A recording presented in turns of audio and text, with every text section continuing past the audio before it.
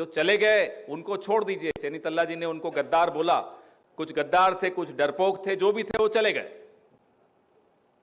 अब उनको याद करके कुछ नहीं, उनको आने मत देना, बस ये जरूरी है, ध्यान रखना। हमारे दरवाजे क्या रोशनदान सबके लिए खुले हैं, लेकिन उनके लिए सब बंद, क्योंकि ऐसे वक्त पे धोखा दिया उन्होंने जब राहुल गांधी, खड़गे साहब और हम सब संघर्ष कर रहे हैं, केसेस झेल रहे हैं, ईडी, सीबीआई, तमाम तरह के केस झेल रहे हैं, लेकिन डरे नहीं। तो ऐसे में अगर कोई छोड़ के चला जाए तो वो यहां का नहीं था, वो यहां का सिर्फ तब तक था जब तक हमारे पास सत्ता थी।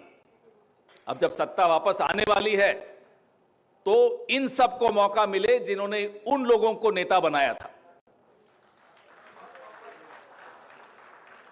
सबसे बड़ा धोखा तो कार्यकर्ता के साथ हुआ।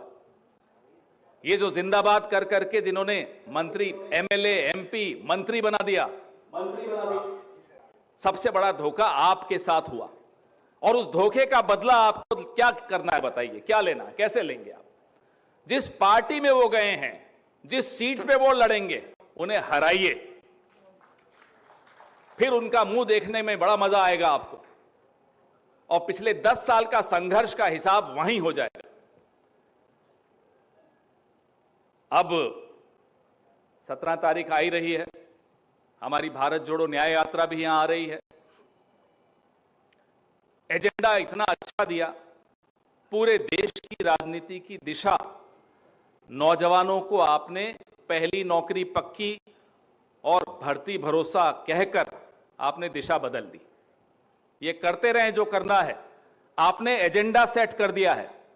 अब पूरी चर्चा सिर्फ और सिर्फ नौकरियों पे करनी चाहिए। जिस देश में 1 घंटे में 2 लोग आत्महत्या कर रहे हों, उस देश की राजनीति में और किसी मुद्दे का कोई स्थान रह ही नहीं जाता, सिर्फ और सिर्फ नौजवान की बात करनी चाहिए। राहुल गांधी ने वो बात की है। एमएसपी, किसान की भी बात की है। पेपर लीक कोई छोटी बात नहीं है। 7 साल से इंतजार कर रहे थे उत्तर प्रदेश के नौजवान, पुलिस की भर्ती नहीं निकल रही थी, निकली। 50 लाख लोगों ने अप्लाई किया और पेपर लीक हो गया, पेपर रद्द हो गया, भर्ती रद्द हो गई। यह इस देश की आज हकीकत है। उसके बाद ये दिन में 4-4 बार कपड़े बदल के, मेकअप करके फोटो ऑफ करते हैं, कैमरास के सामने खड़े हो जाते हैं। इनकी हिम्मत कैसे होती है? किसी भी देश के प्रधानमंत्री को शर्म के मारे डूब जाना चाहिए, जिस देश में नौजवान की यह हालत हो। और अगर हमारी रगों में खून दौड़ रहा है और दिल धड़क रहा है तो हमारे को गुस्सा आना चाहिए। इस अन्याय का जवाब हमें देना चाहिए। कांग्रेस पार्टी जब भी संघर्ष करती है, देश आगे बढ़ता है, कांग्रेस पार्टी आगे बढ़ती है। जब संघर्ष करना बंद कर देते हैं तो देश भी हार जाता है और कांग्रेस पार्टी भी हार जाती है। यही हुआ पिछले 10 साल। उसमें कार्यकर्ताओं का कोई दोष नहीं है। आप मजबूत हैं, मजबूत थे, मजबूत रहेंगे।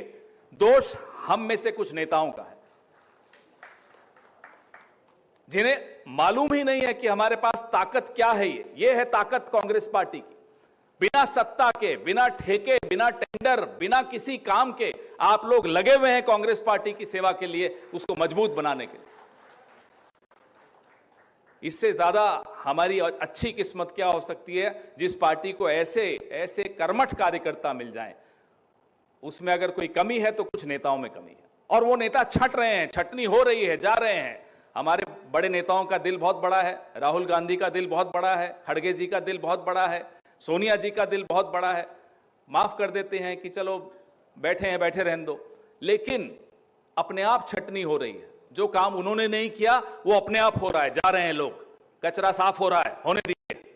कहते हैं कि प्यासे रहो न दश्त में बारिश के मुंतजिर, प्यासे रहो न दश्त में बारिश के मुंतजिर, मारो जमीन पे पांव कि पानी निकल पड़े। ये ताकत है आपकी, ये ताकत है आपकी। इंतजार मत करिए बारिश का, मारिए जमीन पर पांव, पानी निकल कर आएगा। इसी कार्यकर्ता ने, इसी जोश ने, इसी जज्बे ने, इसी शिद्दत ने आजादी दिलवाई थी। महात्मा गांधी, पंडित जवाहरलाल नेहरू, सरदार पटेल, नेताजी सुभाष चंद्र बोस ये अकेले क्या कर लेते? आप लोगों ने, आप जैसे लोगों ने आजादी दिलवाई थी। इसलिए डरिए मत, निर्भय बनो, घबराने की कोई जरूरत नहीं है। वक्त आपका शुरू होने वाला है। लक्ष्य आपको दे दिया है, एजेंडा राहुल गांधी और मल्लिकार्जुन खड़गे ने सेट कर दिया है। अब कमी किसी बात की नहीं है। जज्बा है, नेता है, एजेंडा है, सब कुछ है, मौका है। आइए मिलकर कांग्रेस को जिताएं। जय कांग्रेस, जय महाराष्ट्र।